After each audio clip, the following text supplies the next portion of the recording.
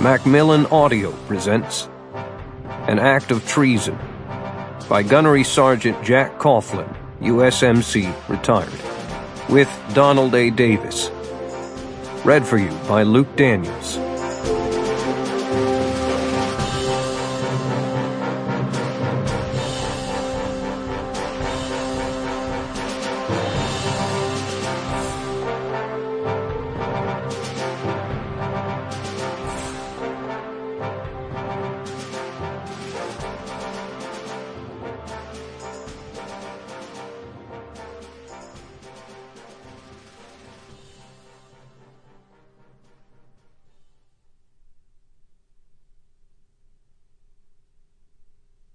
One.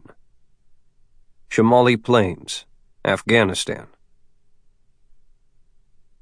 The two softback Humvees belonging to the 116th Infantry Brigade Combat Team of the U.S. Army National Guard were on familiar turf.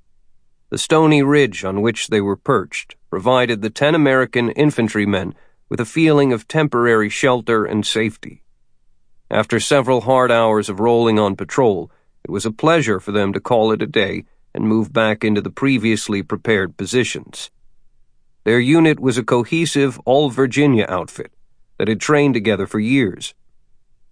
And most of the young soldiers were good friends from towns up and down the lush Shenandoah Valley. 4 were African Americans, including fireplug-thick Sergeant Javon Anthony. The 116th could trace its lineage all the way back to the famed Stonewall Brigade of the Civil War, but the modern Army thought it politically incorrect to perpetuate that troubled slice of American history. The brigade was placed in the 29th Infantry Division, a move that did away with the old blue and gray arm patch showing a caped General Stonewall Jackson sitting on his horse, Little Sorrel. The stony on a pony silhouette was left behind. Sergeant Anthony really did not care about that. For him, history had narrowed to last week, yesterday, the past hour. Afghanistan had a way of making a man focus only on what was in front of him. He sat in his Humvee, listening to the buzz of the radio traffic and asking himself the question that plagues every leader. Have I done everything that I can? At 30 years of age, the sergeant was the oldest of the group by 2 years, and he knew each of his soldiers. He had been with them all the way through the recent tour of duty, well into its 6th month. So far, they'd been lucky. Nobody had gotten much more than sunburn and scratches as they pulled routine patrol duty, endless and monotonous and dangerous. He was perfectly happy when night came over the mountains and one more day was done and could be crossed off the go-home calendar. The squad was already in position up on the ridge. It overlooked an Afghan police security checkpoint about 50 meters away on the road below. The rough-looking cops had waved them into the prepared slots, and the leader, a young man, came up for a cigarette and to check on passwords. He wore a pakol, the traditional flat Afghan hat, over his black hair, and a mismatched camouflage uniform with dusty sandals on his feet and an AK-47 slung over the right shoulder. Sergeant Abdul Aref was a tall man whose narrow face was dominated by a hooked nose.